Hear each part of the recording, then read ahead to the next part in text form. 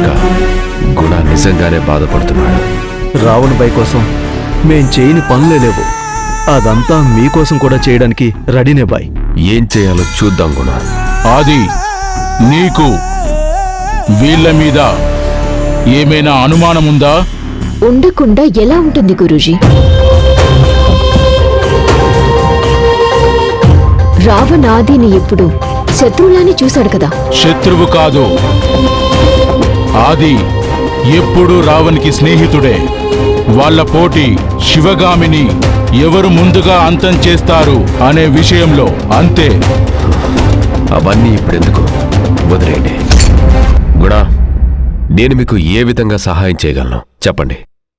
నాకు ముఖ్యంగా నా చెల్లి మేఘనాని చంపింది ఎవరు అని తెలియాలి ఆదిబాయ్.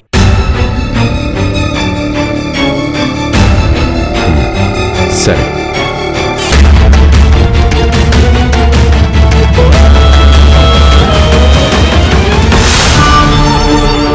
శివగామి ఇంట్లో ఎవరిదైనా శవం లేవాలి.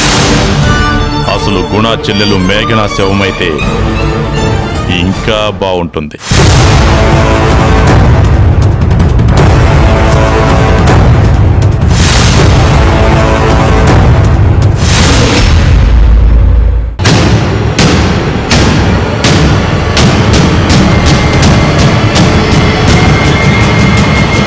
నీ చెల్లిని చంపింది